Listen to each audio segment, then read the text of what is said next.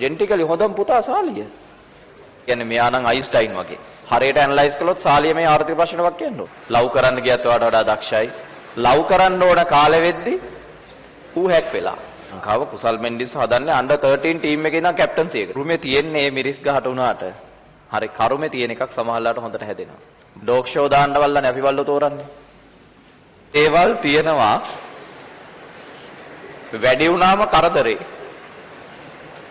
සමහර දේවල් තියෙනවා වැඩි වුණාම කරදරේ. දැන් බලන්න ඕගොල්ලෝ මෙච්චර කල් ජීවත් වෙලා තියෙන ජීවිතේ ඔයාට වඩා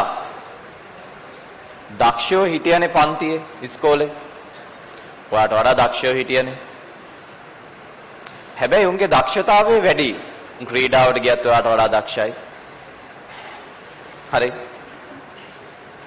ලව් කරන්න ගියත් ඔයාට වඩා දක්ෂයි. ඔයාට වඩා දක්ෂතාවය වැඩි.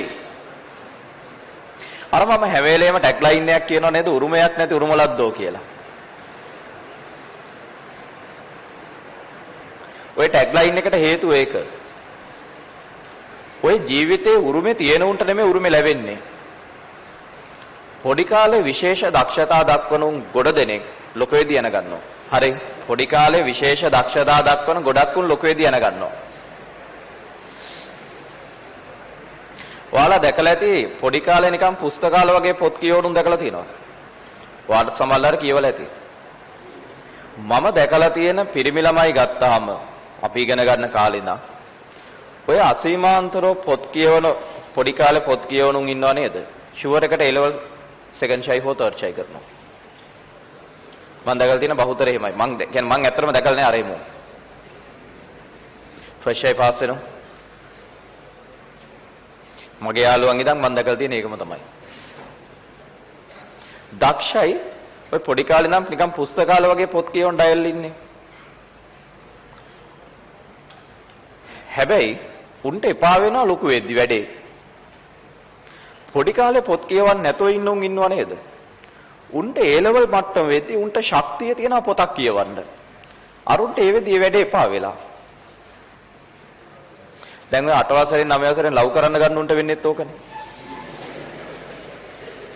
ලව් කරන්න ඕන කාලෙ වෙද්දි ඌ හැක් වෙලා. හරි. ඌ ඉවරයි. ඕක තමයි මං කියන්නේ අර උරුමයක් නැති උරුමලද්දෝ කියලා. හොඳට බලන්නකෝ under 19 ටීම් එකේ දැඩි දක්ෂතා දක්වන under 17 ටීම් එකේ මාර දක්ෂ. උන් නැෂනල් ටීම් එකට ආවම එන ගන්නවනේ. හැබැයි ඒවැ හිටපුවත් නැති උන් අසීමාන්තර තැනකට ළඟා වෙනවනේ. ඒවැ ඉන්නේවත් නැහැ සමහර ලාවට.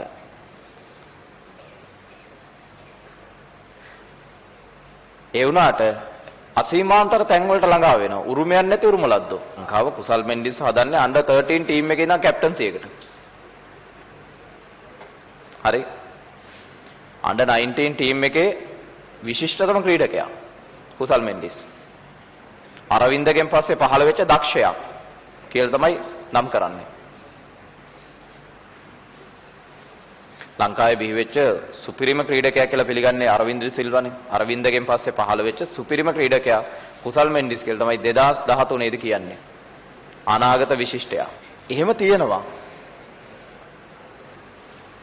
සමහරවිට අපි පොඩි කාලේ ළමයි දිහා බලලා කියන්නේ මෙයා නම් අයින්ස්ටයින් වගේ. හරි. හැබැයි දැන් මෙතන ඇවිල්ලා බුදිනවා. හරි. දැන් එතකොට ගියේ සර් අයින්ස්ටයින් බුදියා ගත්තා. හරි. වෙන්න පුළුවන්. එතකොට මතක තියාගන්න ජීවිතේ සමහර අංශ වලින් ඉස්සරහට යද්දී ඒක පස්සේ නෙගටිව්ලි බලපානවා. ඕක තමයි ජීවිතේ. මුලින් සමහර ඒවා වැඩි වෙන උන්ට ජීවිතේ හැමදාම කෙලවෙනවා. යන්න තියෙන ගමන උට යන්න වෙන්නේ නැහැ. හැම වෙලේම පුතේ උරුමේ නැති එකාටයි උරුමේ ලැබෙන්නේ. ඒක හැටි. එහෙම්මම තමයි ලෝකේ. ගහක් හැදෙන්නෙත් එහෙමයි. පොඩි කාලේ ඔක්කොම ගුණාංග දිහා බලලා අපි ගස් හිටවනවා. පැලේ දිහා බලලා පැලේ හරි හොඳයි මේක මාර විදිහට හැදෙයි කියලා හිතලා. මම ඕන තරම් ගස් හිටවලා තියෙනවා. මාර ගස් තෝගයක් මං හිටවලා තියෙනවා මගේ ජීවිතේ. පැලේ දිහා බලලා හරි. ගොඩක් දේවල් බලලා හිටවනවා. දැන් ඔය පොල් පැල එහෙම තෝරද්දි පොල් පැලයක කෙටි පත්‍රයේ දිග අඩු නම් ඒ කියන්නේ කොලේ නෙමෙයි කොලෙන් අර පොල් පිත්ත විදිහට තියෙන කොටස දිග අඩු නම් තමයි අපි පොල් පැලයක් හොඳයි කියලා අරන් හිටවන්නේ. හරි.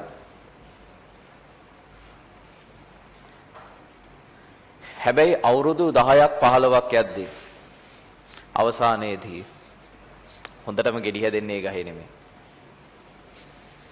හරි. සමහර වෙලාවට ඔහෙ නිකන් අගලක පැලවෙච්ච පැලයක්.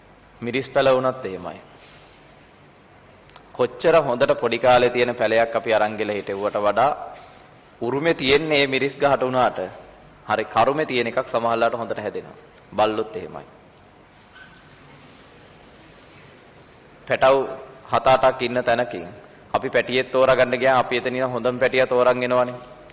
හරි කකුල් ඇදද කියලා බලලා ඇවිද්දවලා හරි නියපොතු බලලා අතිරේක නියපොත් තියෙන එක අයින් කරලා ඔක්කොම බලලා හරි ඩොග් ෂෝ දාන්න බලලානේ අපි බල්ලෝ තෝරන්නේ. හරි. ට්‍රේන් කරන්න බලාගෙන ආයිතින් සෑහෙන දේවල් බලලා තමයි තෝරන් ඉන්නේ. හැබැයි ඌ නෙවෙයි අන්තිමට හොඳම බල්ලා වෙන්න නිසා වැඩිම කාලයක් ජීවත් වෙන්නේ. හරි. ලෝකේ ඕන දෙයක් එහෙම තමයි. හරිද? ලෝකේ ඕන දෙයක් එහෙම තමයි. අන්තිමට සාලිය කුමාරයාත් අශෝකමාලත් එක්ක ගියා. තේරුම් ගන්න මේක. හරි. හරිද? ලෝකේ හොඳම පුතා කවුද? ලෝකේ හොඳම පුතා කවුද? ලෝකේ නෙමෙයි ලංකාවේ හොඳම පුතා කවුද? සාලිය. ඇයි අධ්‍යයනේ මේ රාජාවලියේ රජවරු 8යි ඉන්නේ මේක එක්සේසත් කරපු. හරි 8 වෙනි මහින්ද ඊට අදින් 7යි. හරි මේක එක්සේසත් කරපුන් ඉන්නේ 8යි. හරි 8 වෙනියා හරි 8 වෙනි මහින්ද. එතකොට ඊට උඩින් ඉන්න සෙට් එක ගත්තාම ඕකේ නම්බර් 1 කවුද? මහරජා ගැමුණු. ලංකාවේ හොඳම පුතා කවුද? සාලිය. තේරුම් ගන්නකො ජෙනටිකලි හොඳම පුතා සාලිය. හරි.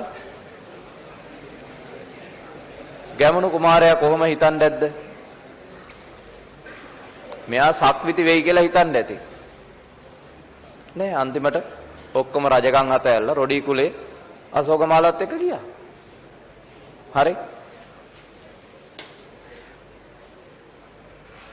උරුමේ තිබ්බේ නැත්තේ කාටද? තිස්සට. තිස්ස ගන්න ඇදුවා හරි ගියේ නෑ. අන්තිමට තිස්සගේ පුතාලා ඔක්කොම රජ වුණා. හරි. වලගම්බා පටන් ගන්න උතනින් නේ. හරි. තිස්සගේ පුතාලා ඔක්කොම රජ වුණා. හරියට ඇනලයිස් කළොත් සාලියමේ ආර්ථික ප්‍රශ්නයක් කියනවා. 1992 93 ලංකාවේ පත්තරවලත් ලිව්වා 2024 වෙදි මෙන්න මෙයා තමයි ජනාධිපති කියලා. එහෙම උනේ නෑ. හරි. ඒවා හැම වෙන්නේ නැහැ. ඒ ලෝකේ හැටි. හරි. ඒක තමයි සබාදහමේ න්‍යාය.